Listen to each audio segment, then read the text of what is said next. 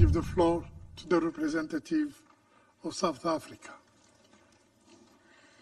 Mr. President, thank you for convening a second meeting within just a few days. Remains dangerously fluid as M23 continues its offensive campaign in North and South Kivu.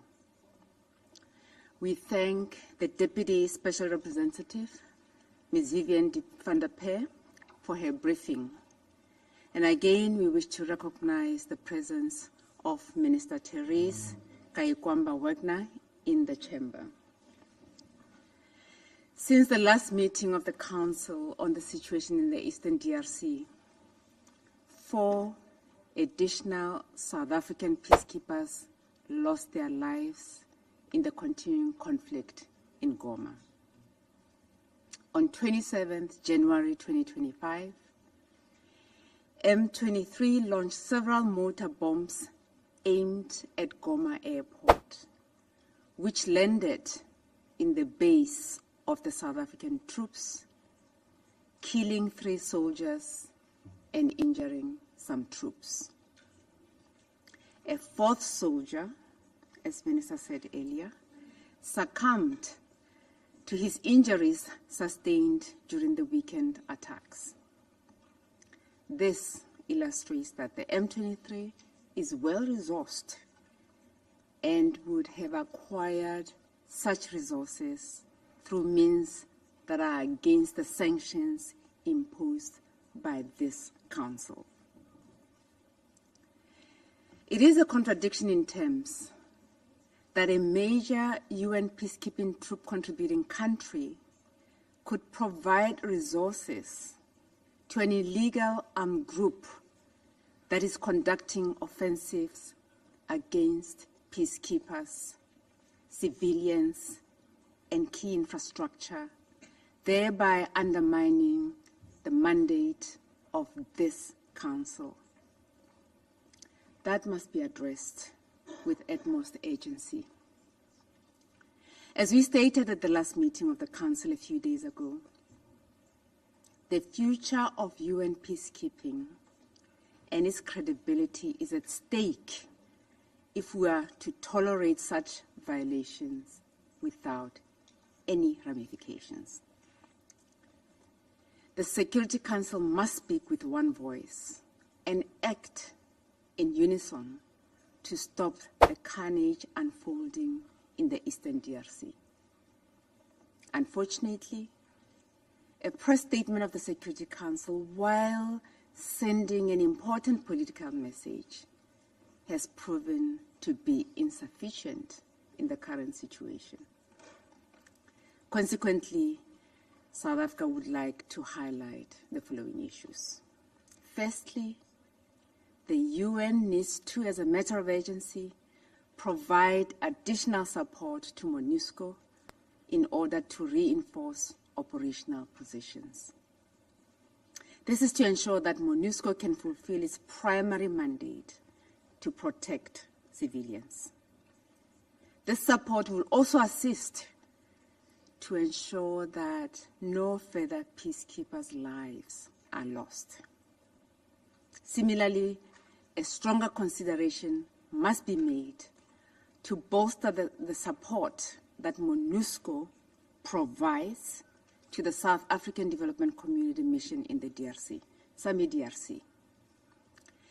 Both missions, have the primary responsibility of protecting civilians and key civilian infrastructure. They are instrumental as long as armed groups remain active in the Eastern DRC. Secondly, we remain concerned about the worsening humanitarian situation with millions of people in need of humanitarian assistance. There is a need to ensure that appropriate conditions are created for humanitarian aid to reach people in need across Eastern DRC. All parties to the conflict must uphold international humanitarian law and human rights law. Thirdly, we reiterate our call for the resumption of negotiations under the Rwanda process.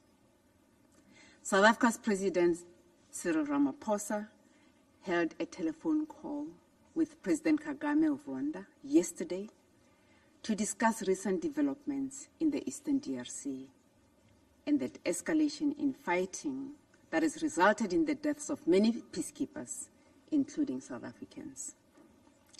The two heads of states agreed on the urgent need for a ceasefire and the resumption of the talks by all parties to the conflict.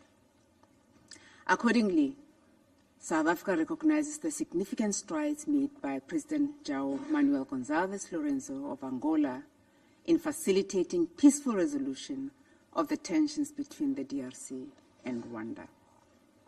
We urge parties to recommit to these talks and address all outstanding issues amicably to allow the region to return to peace and the restoration of the political rapprochement and good neighborliness. This includes both sides addressing their relations with illegal armed groups and the withdrawal of the Rwanda Defense Forces from the DRC. We thus look forward to the much-anticipated East African Community Extraordinary Summit likely to take place in the coming days, with the participation of both President Tshisekedi and President Kagame.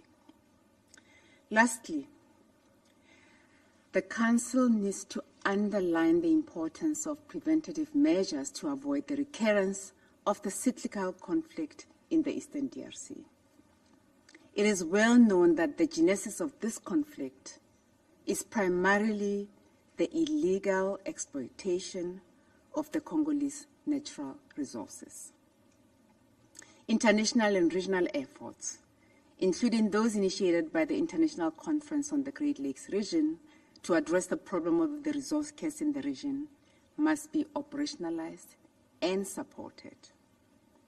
As I conclude, Mr. President, I wish to remind Council members that South Africa has suffered many casualties in this conflict.